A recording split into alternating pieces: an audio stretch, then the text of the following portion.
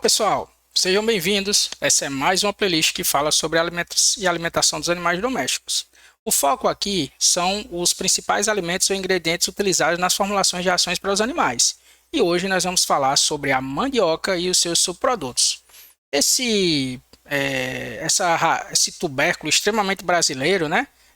E muito difundido em todas as regiões do país, pelo nome de mandioca, macaxeira, aipim, tem uma nomenclatura bastante extensa. Então, especificamente, é possível utilizar a própria mandioca, né, a própria raiz tuberosa, como uma fonte de energia na dieta dos animais. Qual é a característica desse material? Esse material é extremamente úmido, né, tem um teor de matéria seca por volta, a raiz in natura tem um teor de matéria seca por volta de 10% ou 12%, e tem um problema importante que é, quando in natura, aquelas cultivares bravas, né, elas têm uma quantidade elevada de cianeto na sua composição. O cianeto é um veneno poderoso, produzido a partir dos glicosídeos cianogênicos presentes no material, né, no vacúolo e na parede celular, ali na marina, e a enzima ali na marase, gerando então o cianeto, e esse cianeto é tóxico porque impede a transferência de elétrons para o oxigênio na cadeia transportadora de elétrons, levando então à falência das células por falta de energia. Tudo bem? Entretanto, a desidratação desse material ao sol faz com que ele possa ser utilizado na dieta dos animais. Por isso que o primeiro material que nós estamos tratando aqui é da raspa da mandioca. Então, o que é a raspa da mandioca? Geralmente a raspa da mandioca é a mandioca integral, depois de processada grosseiramente, feito chips, né, ou raspas, e exposta ao sol. Quando isso ocorre, a água evapora, né, e aí o teor de matéria seca se eleva, como vocês estão vendo aí. E como característica principal, né, desse concentrado energético, nesse caso específico, são os teores elevados de carboidratos não fibrosos, especificamente o amido, né? O que é relevante nós falarmos aqui sobre esse componente maior, né, majoritário, ser o amido, especificamente da mandioca. Diferente do amido presente nos cereais, esse amido presente na mandioca ele não vai ter prolaminas e, portanto, não haverá um prejuízo, principalmente na disponibilidade desse amido para fermentação ruminal via micro-organismo ou fermentação secocólica, tá certo? Então vai ser um amido que vai ser de maior degradabilidade ruminal se comparado com o amido do milho, dos grãos de cereais, do sorgo, do trigo e etc. Entretanto, é um material que, quando se olha em termos de composição geral, né, é um teor de amido um pouquinho maior do que o grão do milho, mas, que é o concentrado que nós estamos utilizando aqui como padrão ouro, mas quando você olha os outros componentes, teores de proteína bruta e teores de extrato etéreo, é que nós vemos a fragilidade desse material como alimento completo, né? Então esse é um material que vai ter teores baixos de proteína bruta, por volta de 1,8 a 3% da matéria seca, é uma característica dessa raiz. E teores de extrato etéreo também muito baixos, principalmente, né, lembrando que em muitas propriedades que utilizam a raspa de mandioca em substituição ao milho na dieta, principalmente de aves, existe a necessidade do uso de outras fontes de carotenoide, já que esse material não possui carotenoide e geralmente resulta no impacto na coloração da gema do ovo das aves, da pele e dos pés dos frangos, da carcaça do frango como um todo, devido à ausência de carotenoides, principalmente lá desse material. Isso não quer dizer que todas as cultivares não possuam carotenoides, tá certo? Existem algumas cultivares de mandioca que apresentam carotenoides, especificamente as cultivares roxas, amarelas, e aí você vai ter a presença desses carotenoides, e aí você não teria esse problema de descoloração da gema, nesse caso específico das cultivares com carotenoides. Falando especificamente ainda, né, com teores baixos de FDN desse material e teores muito elevados de carboidratos não fibrosos, sobretudo amido, fazendo com que isso seja uma excelente fonte de energia para animais não ruminantes, ruminantes e herbívoros não ruminantes.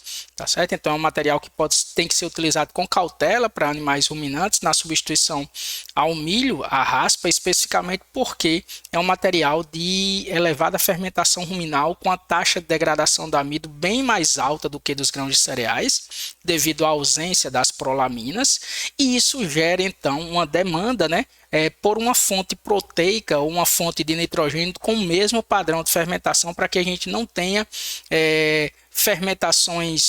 padrões de fermentações fúteis e perda, né? Temos que equilibrar a degradabilidade da matéria orgânica com a taxa de degradação de nitrogênio para que a gente otimize a síntese de proteína microbiana no rumen dos animais. Tudo bem, pessoal? Além da raspa de mandioca, nós temos um outro, esse aí sim, um subproduto menos nobre que a própria raspa, que é a mandioca integral seca. Essa é a casca, que é um subproduto das casas, né? E das indústrias processadoras de mandioca, das casas de farinha aqui no Nordeste, mas também das indústrias processadoras de mandioca, macaxeira, aipim, como se chama, né? O que é que chama a atenção em relação à casca? A casca ela vai ter teores de FDN mais elevados do que a raiz integral. Ela vai ter teores de matéria mineral mais elevados, basicamente por causa das sujidades inorgânicas, areia, né?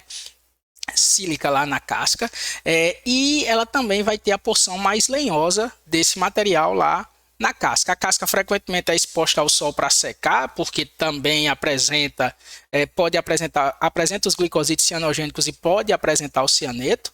Então também é exposta ao sol e ela vai apresentar teores de carboidratos não fibrosos mais baixos do que a raiz integral naturalmente, mas ainda assim apresenta um grande potencial para uso como concentrado energético na ração dos animais. Esses teores de proteína da casca são um pouco mais altos do que o da raspa, por causa da presença de algumas proteínas, mas o problema é que essas proteínas frequentemente estão associadas à fração fibrosa e aí provavelmente não contribuem para o atendimento da demanda de aminoácidos por parte dos animais, fazendo com que, mesmo com esse maior teor de proteína bruta, a casca da mandioca não seja, em termos de qualidade proteica, um alimento superior à própria raspa da mandioca. Os teores de fibra são mais altos por causa da parte lenhosa, né, que vai estar na casca do material e, como eu falei, também os teores mais elevados de matéria mineral. Pessoal, além da casca, outros materiais como a farinha de varredura, a ponta da mandioca,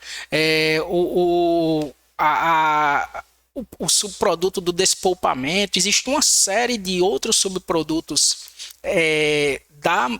do processamento da mandioca que podem ser utilizados como concentrados energéticos na alimentação animal e que apresentam, entre outras características, uma grande quantidade de carboidratos não fibrosos na sua matéria seca, associados a teores baixos de extrato etéreo, teores baixos de proteína bruta, fazendo com que esse material precise ser seco, exposto ao sol para a volatilização do ácido cianídrico e que seja utilizado como fonte de energia, mas com parcimônia e respeitando-se os limites, já que é um material que não tem tanto FDN, mas apresenta baixo extrato etéreo, baixa proteína bruta e um amido de ampla degradação ruminal.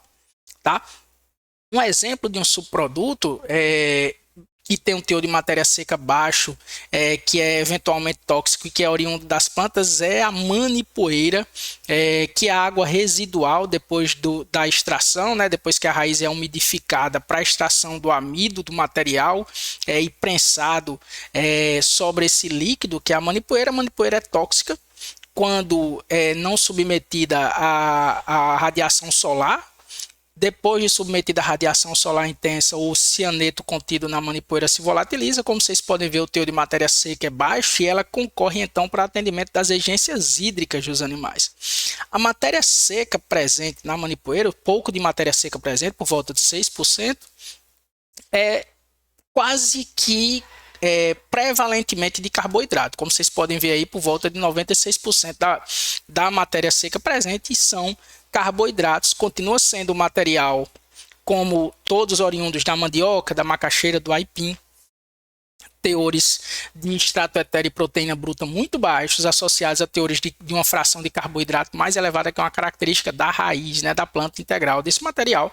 E aí a manipoeira não foge disso. Qual a vantagem especificamente da manipoeira, principalmente para os rebanhos de ruminantes em áreas áridas e semiáridas? É o atendimento da necessidade hídrica desses animais, que pode ser completamente atendida pela manipoeira. Qual é a problemática? A grande quantidade de água desse material faz com que o custo por transporte de unidade de matéria seca seja muito elevado. Então, normalmente a manipoeira ela é um material que pode ser consumido sobretudo em regiões próximas às plantas de processamento da mandioca. Tudo bem, pessoal? Eu espero que tenha sido instrutivo para vocês e aguardo vocês no próximo vídeo. Até mais.